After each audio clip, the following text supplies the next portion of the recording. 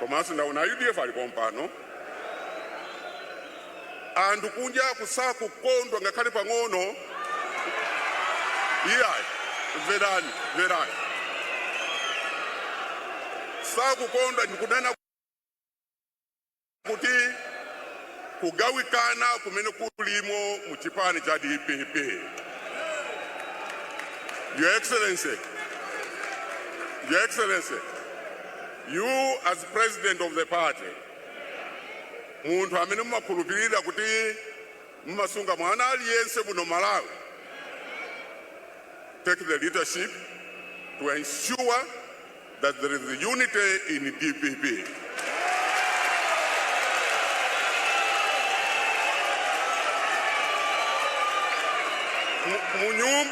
Nyumba imene imakhala yogawikana. Muzawina chisankho inu? Yeah, mukazawina chisankho ogawikana? Your Excellency, you are the president of the party. Take the leadership to ensure kuti mukhale umodzi mu chipani cha DPP.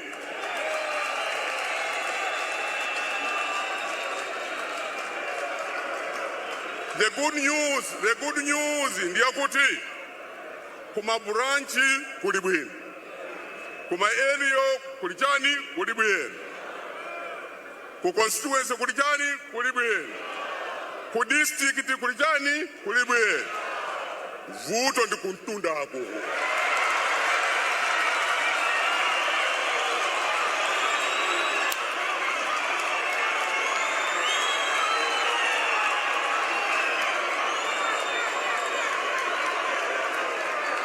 Amaindaba. Amaindaba.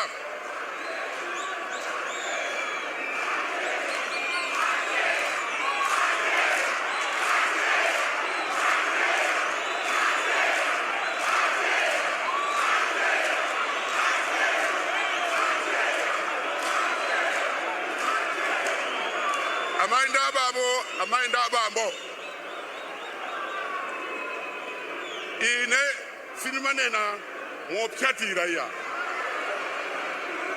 Your Excellency, bring unity. Amena ufuna kuchoka mchipani yo achoke.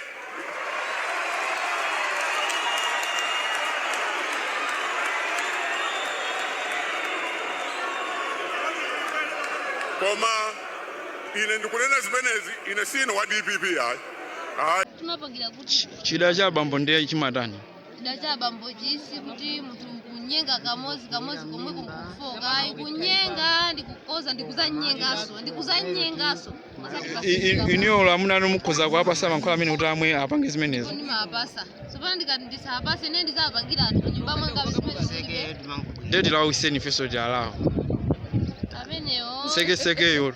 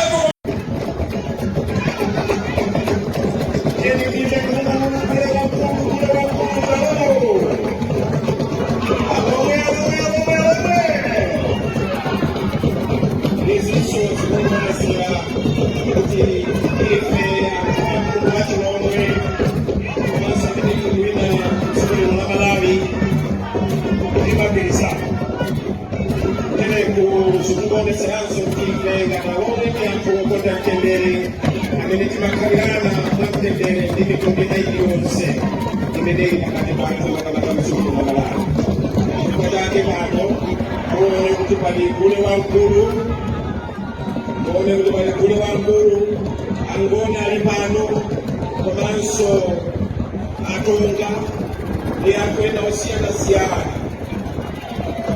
tukuru